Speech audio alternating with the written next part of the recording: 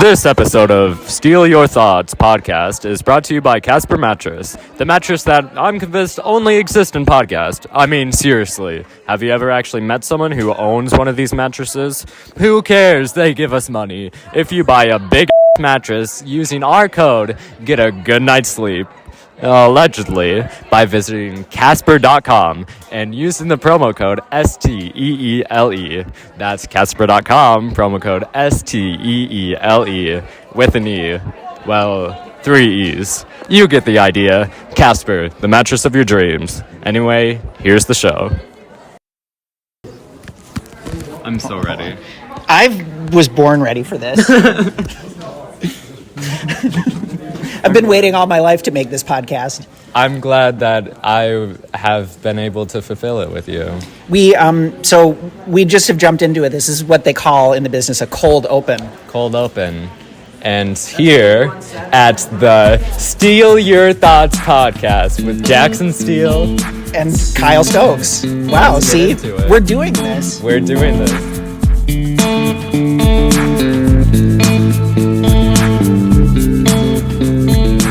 We might want to tell the audience what the idea of this podcast is, like what the premise of our podcast is. I think the idea is that I mansplain things to you. You mansplain things to me, and I react to them. Can I mansplain things to another man or male presenting person? Yes. Okay, that's how it is. And we have a mascot that we have here. Mascot is crazy. Yeah. Hi, how's it going? Yeah. I'm Sam. Yeah, Sam Bihar. Yeah, there you go. He's got a little name tag that says Bihar on it. Uh-huh. So yeah. The bee is our mascot. Mm-hmm. Yeah. Oh.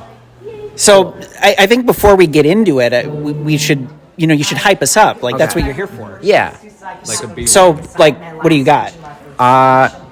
Get stoked, everybody, because it's Kyle. Kyle, get stoked. That's the best. Sam, I've never heard that before. Thank you for that addition to this podcast. This is the way perfect. you said that, the words that you said implies that you haven't heard that before. But the way in which you said it implies that you have heard that before. So I feel like there's a bit of a divide between what you're saying and what you mean. Well deduced, Sam Bihar. Thank you. It was perfect. It was well done. I am so stoked. So today I'm going to mansplain something to Jackson. Jackson's going to tell me how he feels about it. What are you mansplaining today, Kyle? Well, I thought that we're discussing what is it that I should mansplain, and we figured it would be something I knew a little something about. Yes, absolutely. So we could begin with that. I think the topic of the day is standardized testing. I've been told, Jackson. Well, not a fan. Yeah, the mascot is doing the dark version again. of his advocacy now. Get back to your cage. Yeah. Cage. He's the mascot. Yeah. He's doing fine. I've been great. told, Jackson, that you have a history with standardized tests. That's kind of why we're here doing this today. That you've had some bad experiences. I've had some horrible experiences. There's 3 experiences I want to elaborate on. So my first time ever taking a standardized test, I didn't know what was going on. So I just randomly guessed answers. How old are you, by the way, at this? I am approximately 16 years old. Right now. Yes. That's great. My question was how old you were when you were, right. Probably 9. 9. Okay. All right. So you're in 4th grade, probably 4th, 5th grade. I don't know when standardized testing started. But okay. So you're guessing. I interrupted you. You were guessing around 2nd, 1st grade, maybe. Oh, so you've gotten younger now. Maybe I was 8, maybe I was 7. The story keeps shifting.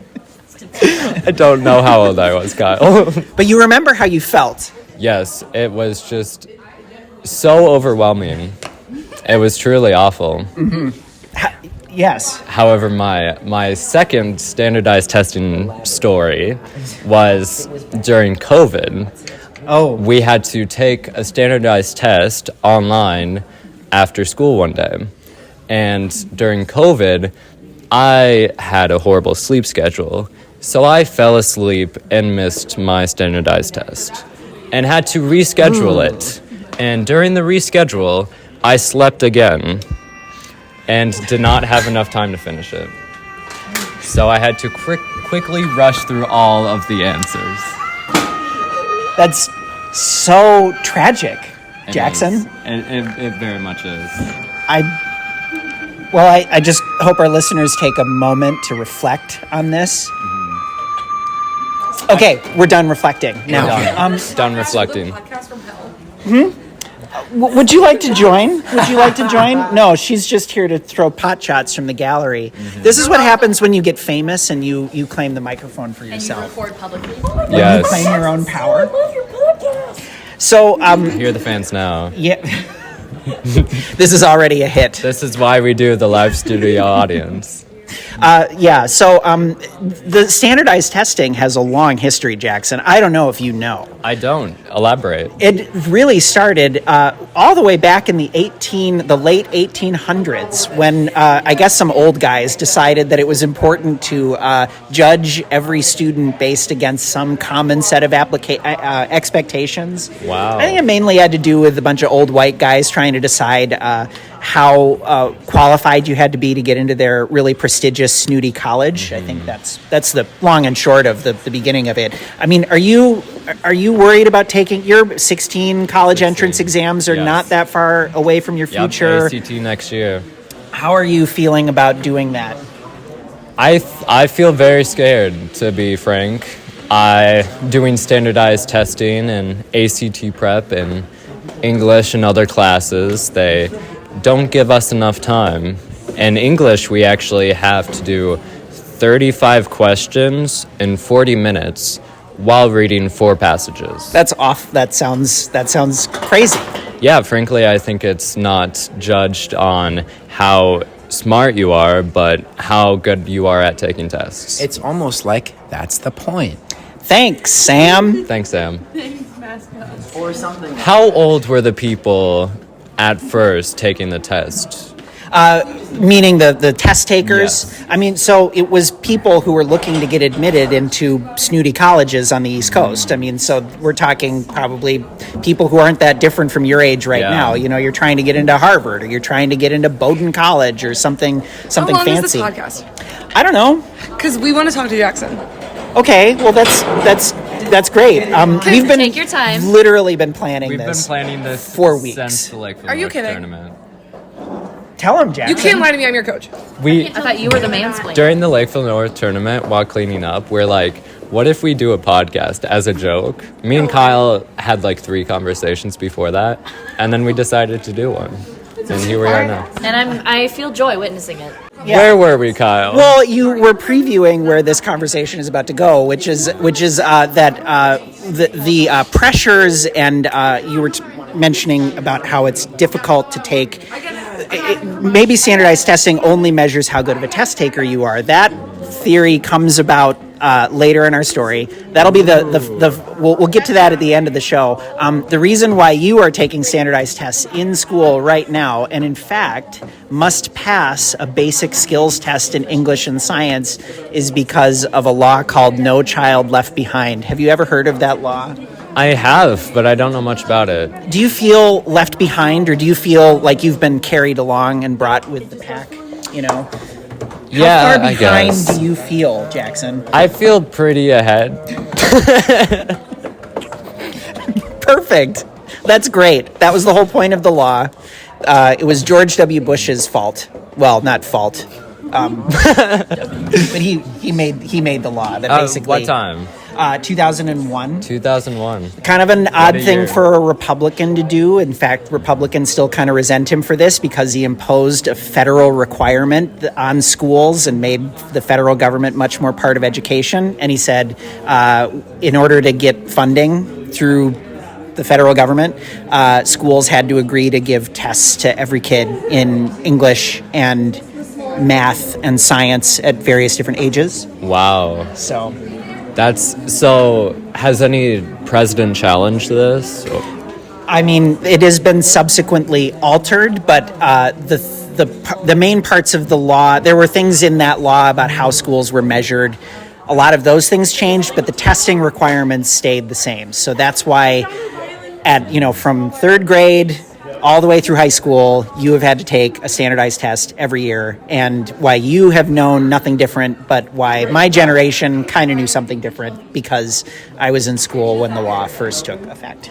So Interesting. When you were younger, did you have to take standardized I tests? did. Actually, I did very badly on standardized testing, quick story, and my mother was so upset in second grade that I didn't do very well on a standardized test. So she went to my second grade teacher crying, sobbing, saying, "I know he's better than this," and said to the teacher, "He belongs in the gifted program, and I want better for him." But his test scores don't reflect that. And she was my teacher, Miss Bianchi, was absolutely like, "Yes, I absolutely agree. Let's see what we can do." And they got me into the gifted program. Wow. Yeah. Did the same... What law did you have during your growing up that had standardized testing? Yeah. Well, so it was pre No Child Left Behind. I think the state was already giving different standardized tests. I remember taking the Iowa tests. Those were a big thing. Those were a test that go back to the 50s, or they at least became ubiquitous in the 50s. But I remember taking the Iowas, and later there were things called the MCAs.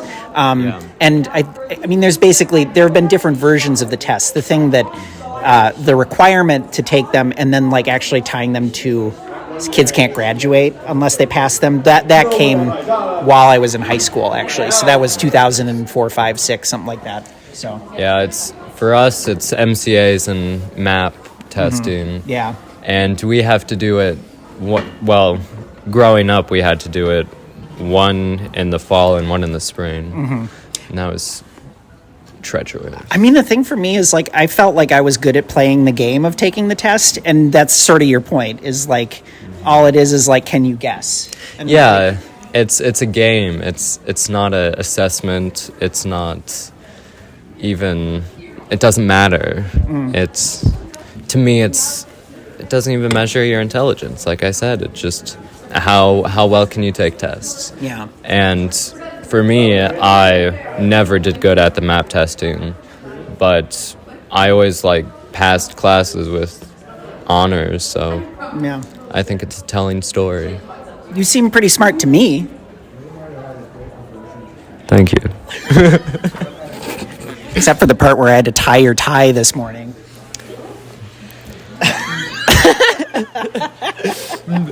Checkmate, Kyle. Checkmate. Well, I think we've done it. I think we have. I think we've made a podcast. I think we have. Hey, where's our mascot? I thought our mascot was going to see us out. Buzzed away. Well, for Sam Bihar, I'm Kyle Stokes, I'm Jackson Steele, and this is the Steal Your Thoughts podcast. See you next week.